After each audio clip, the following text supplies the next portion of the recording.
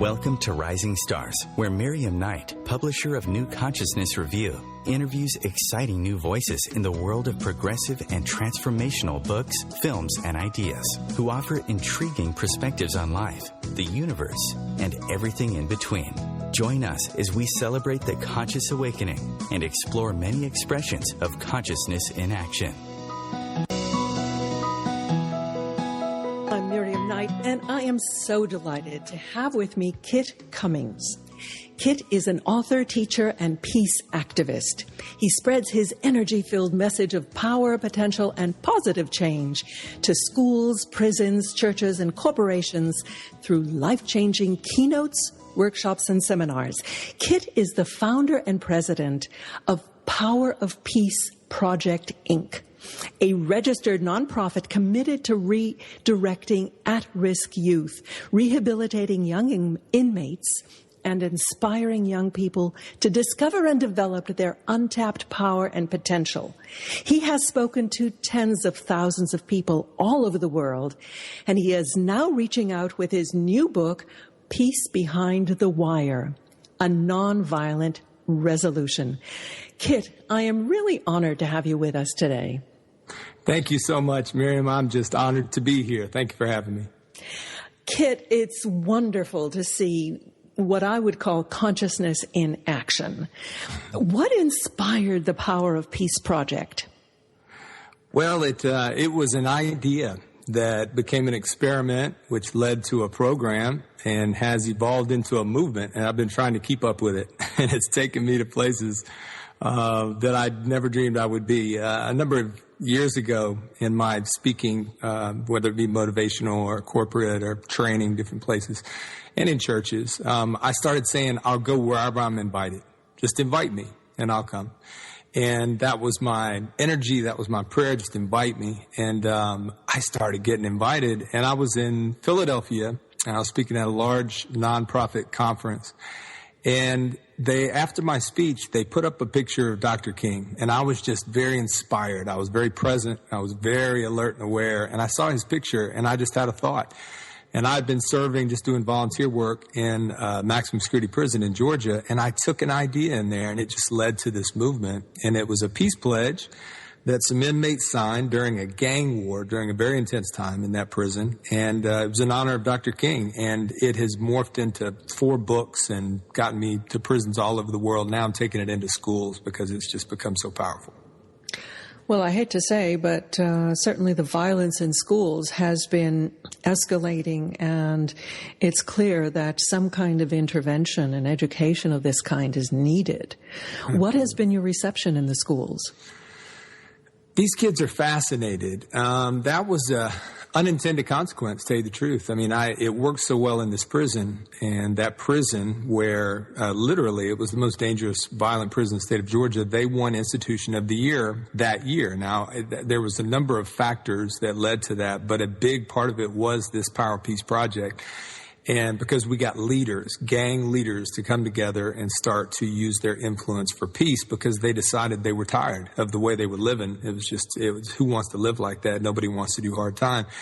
So I started getting invited to prisons where there was gang violence, and I started, carving this thing out, putting it together. Well, I started getting invited to schools, and when I started speaking of this into the schools, kids that would never listen, I had principals that would say, listen, kid, they're not going to listen to you. They're going to probably heckle you. We're sorry. We'll do the best we can, but please don't be offended. And I'm like, nah, don't worry about it. Just give me a mic.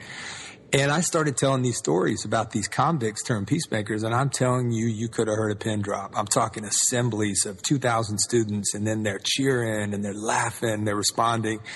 And it was amazing because they're already watching it on their video games. They're listening to it on their music. They're watching it in their movies. They're speaking about it. There's this hip-hop gangster culture. And so real live gangsters becoming peacemakers spoke to them, and we started creating peace movements in schools, and we turned bullies into peacemakers, and the same thing started happening in the schools. Wow. Well, I think one of the factors must be that you are actually showing them viable alternatives.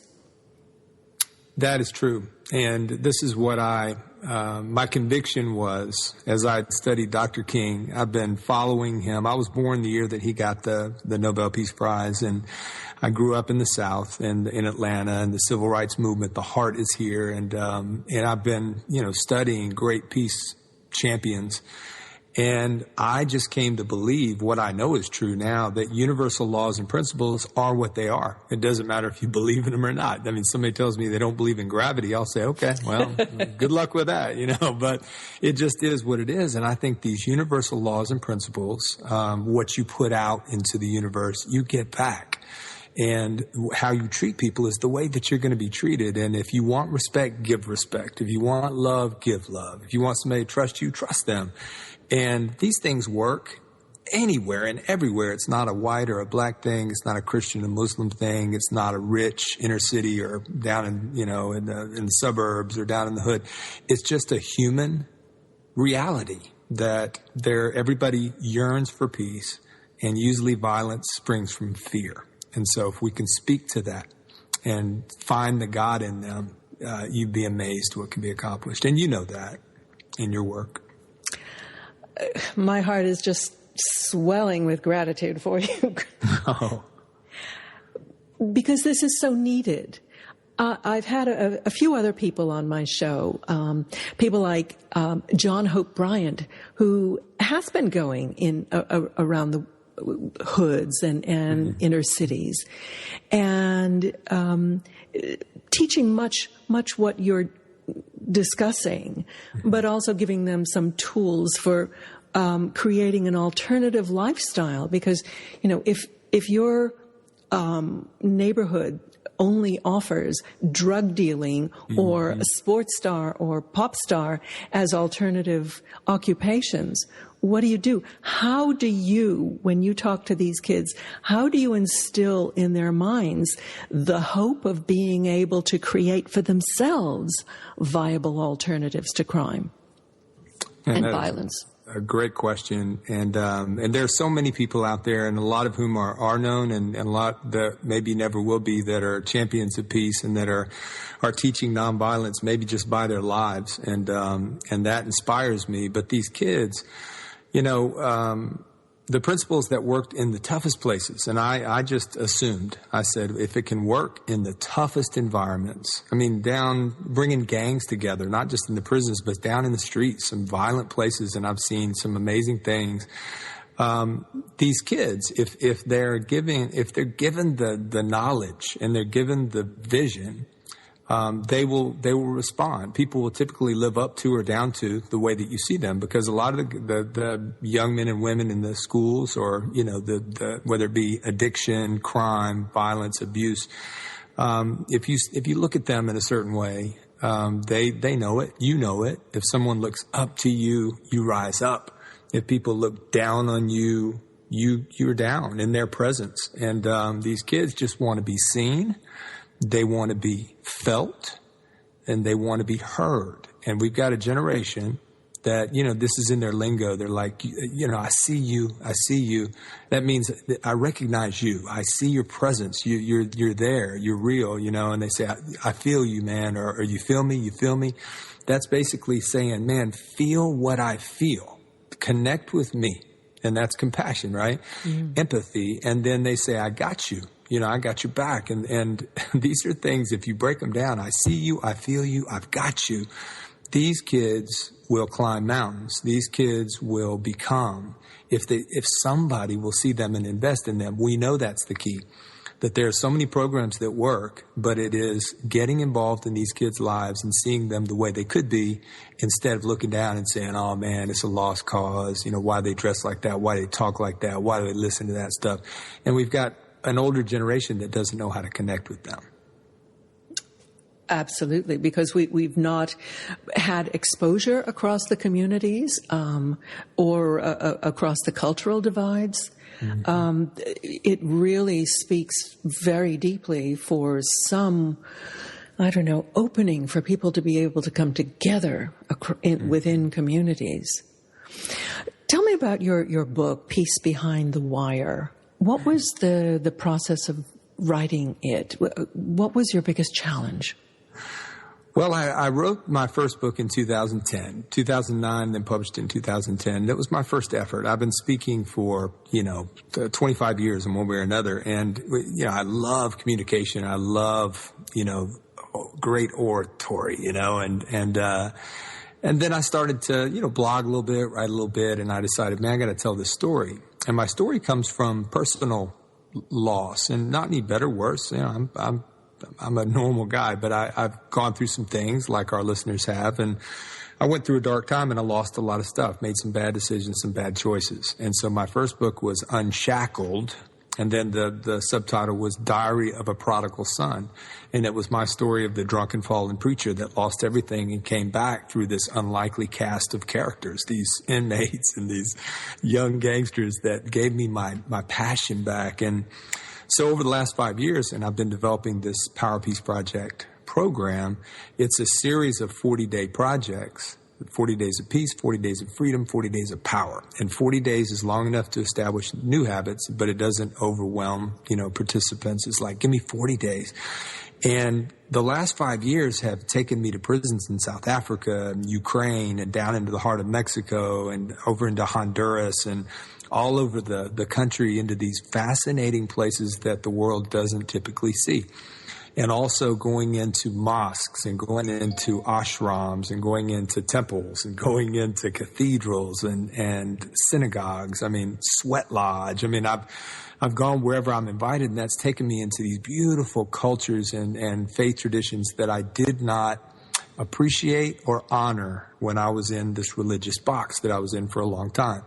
And so once I got out and started experiencing other things, it became this book that had to be written. It was being birthed inside of me. So I began to write, and I released it August the 8th, and 8/8 for a reason. And it's getting very good reviews. It's a fascinating read, but it also tells why the Power of Peace Project is being effective because it is a very, it's become a very specific process. It's just overwhelmingly fascinating, your story. We're just coming up to a break, so I don't want to start a new subject. But tell me what the website is. PowerofPeaceProject.com, or you can get there through teenpeace.net, prisonpeace.com. There's a lot of ways to get to it, but anybody just powerofpeaceproject.com or Google it, and you can find us. Great. I invite people to go to it because I noticed that you had an internship program on it as well. Mm-hmm. We are speaking with Kit Cummings about Peace Behind the Wire and the Power of Peace Project. Stay with us, and we'll be right back.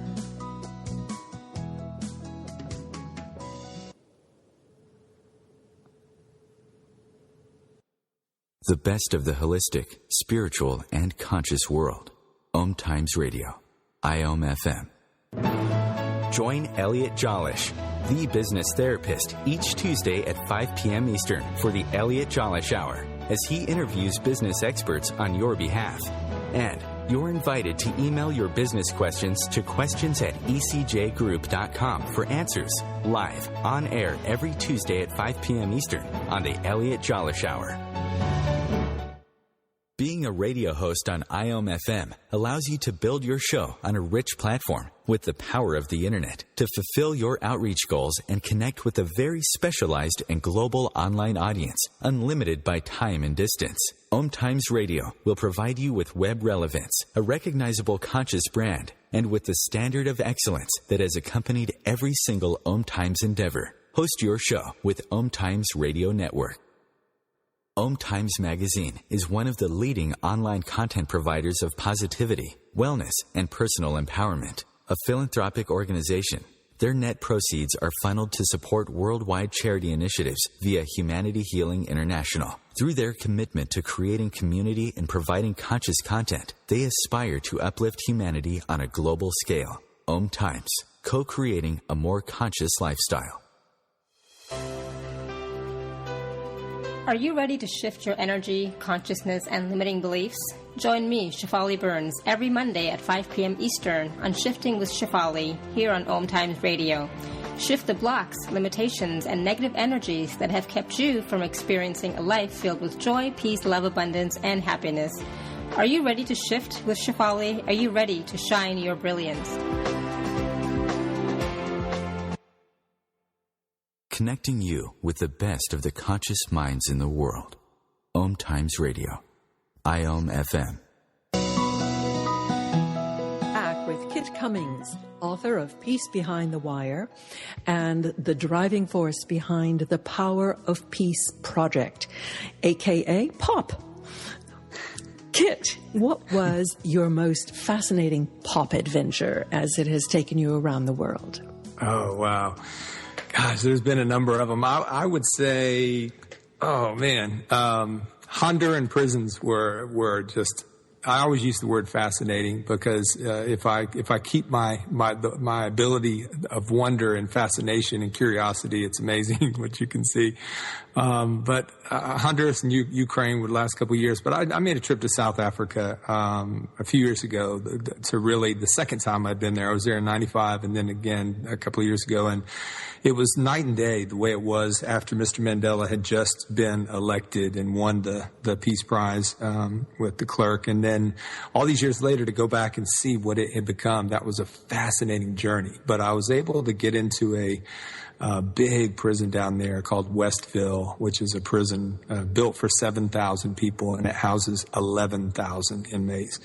And very intense place. And it was a series of open doors. I didn't have a plan. I didn't have a contact. I didn't have any connections. I talked my way in. And I got to connect with these amazing, they happen to be mainly Zulu inmates. But the amazing part, and that I didn't even expect, is I was down there for the Gandhi Global Peace Summit that they have every 6 years, and global peacemakers from around the world. They come together and they discuss the Ugandan genocide or what's going on in parts of, back then it was the Egyptian Spring, and just these are heroes of peace. Gandhi's granddaughter, Ela Gandhi, and Dr. Bernard Lafayette, who was Dr. King's right hand when he was assassinated, they lead it. And I just went down there to sit in the back and listen. And so I traveled to South Africa. Well, the word got out that I'd gone to a prison and preached about Kingian and Gandhi and nonviolence principles. And they brought me up and they gave me a microphone, and I got to speak at this conference to these heroes of mine, and it was a magical moment that I couldn't have planned, couldn't have orchestrated. It was just the universe brought together everything I needed to be able to present this message to people that I was just honored to be in front of. With the news focusing on violence and negativity, it is just so uplifting to hear your story and about things like this conference of peacemakers from around the world. I mean, there is this whole alternative culture of goodness and activism and people trying to help the world that we just don't hear about. You're right. You're absolutely right. And that needs to change. When we see the things that happen up in your part of the country over the past, couple of weeks. Indeed. It makes the news for a few days, and it's horrific, and then the country moves on. And what's the next thing? And it's developed this appetite for drama and an addiction. I think it's an addiction to drama. And it sells. If it bleeds, it leads. And there is a revival, and I say that in the non-religious. I mean, that word's got a lot of baggage attached to it, but there's an awakening, and a revival, a new spirit that I believe is starting to spread. That you're not hearing as much as we need to, but I guarantee you it's starting to get out. I'm involved with a project right now that Oprah Winfrey is doing. It's going to be aired for 7 nights in a row, beginning October the 18th. And it's about belief around the world. And it's going to be so inspiring to watch. But it does talk about how Christian, Muslim, Jew, Buddhist, Hindu, humanism, atheism, Native American spiritualism, and just cross-cultural faith communities, believers around the world are doing amazing things that nobody sees. And she's put together this amazing 7-night event that's going to show the world that there really is amazing. People are waking up. And I think that there's a lot of people that have had enough. I mean, light drives out the darkness every single time. And love overcomes hate every time. We just have to change. We just have to wake people up, give them not just fluffy good news. This is the reason this is compelling. And I think, why we're talking today is this is not just some good news. It's light in darkness. I mean, it is hope in despair. It is peace in crazy, dangerous violence. And that is powerful because light shines brightest in the darkness. And that's what I believe Peace Behind the Wire is all about. Wow. So is that going to be on the OWN channel?